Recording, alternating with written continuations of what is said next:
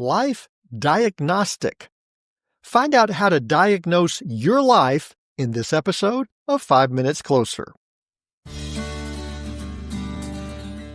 I'm Vaughn Weatherford, and this is 5 Minutes Closer. For the next 5 minutes, let's explore some biblical truths and apply them to your life. No podcast, including this one, can transform your life or give you what you really need. Only Jesus can do that. You can find out why in what I've called the first five episodes of 5 Minutes Closer. Each following episode explores scriptural truths that, if you follow them, will bring you 5 minutes closer to the person God created you to be. Let's see if we can get you 5 minutes closer. The extent of my skills in auto mechanics is that I know how to raise the hood, look at the motor, and thoughtfully say, yep, it's not running. True auto mechanics have my deepest respect. I once knew a blind man who could diagnose an engine's problem simply by listening to it. Amazing. Modern mechanics have all kinds of diagnostic tools, computers that can hook up to an engine and diagnose exactly what needs to be fixed. I can still nod and say, yep, it's not running. Jesus provides a short but profound diagnostic tool for us in our lives as believers. If things aren't quite right, sometimes the temptation is to sit back and think, yep, things just aren't quite right in my spiritual walk. Well, there's a better way. There's not only a diagnosis, but instructions on how to fix it.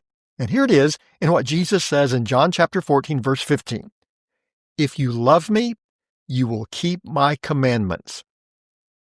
We're asked many things in our life. Some of the questions we are asked aren't really all that important. Do you want cream with your coffee? Well, my answer is no thanks, and hold the coffee too. I don't like coffee. Some questions have great significance. Will you marry me? Fortunately, my wife said yes, although her parents took a little more convincing. There is no question that is more important than this. Do you love Jesus? It has importance for salvation, to be sure. There is no salvation outside of Christ. We find salvation only through His love for us, a love that led Him to nothing short of the cross. It means you already know the answer to the question, does God love you? The answer is right there in a verse you already know. God so loved the world that He gave His only begotten Son, that whosoever believeth in Him should not perish but have everlasting life. That's John 3:16. You know that, so you already know. Does God love you? The answer is yes. In fact, He loves you more than you can begin to measure or imagine. So, the question is not, does God love you? The question is, do you love Jesus? Jesus asked this of His 12 disciples. John 14:15 is within a conversation Jesus was having with His 12 disciples. No one had demonstrated their love for Jesus more than they had. They'd left everything to follow Him. But Jesus adds something more here in verse 15. If you love me, you will keep my commandments. That's important to understand. We don't earn our salvation through what we do. We could not earn our salvation through what we do.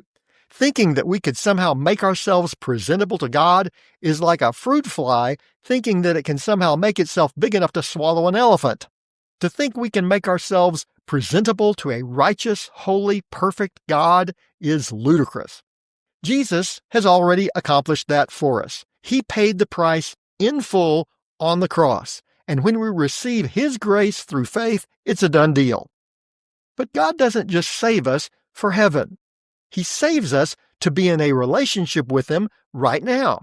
To think we are saved only to go to heaven would be like two people getting married so that one day when they retire, they'll be able to go to Palm Springs and not be alone. Well, there's nothing wrong with going to Palm Springs when you retire, but hopefully you're finding the fullness and joy of your marriage right now, too. We can and should look forward to the day that we're in heaven with Jesus. It's going to be great. But if that's all we do as believers, we're missing something great right now.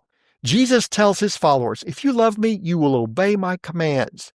Now, a vital link exists between our love for Christ and the way that we live. Our love for Jesus is not just a theological exercise. It's not just a title to put in our obituary one day. Our love for Christ is who we are now. Our love for Christ affects every area of our lives.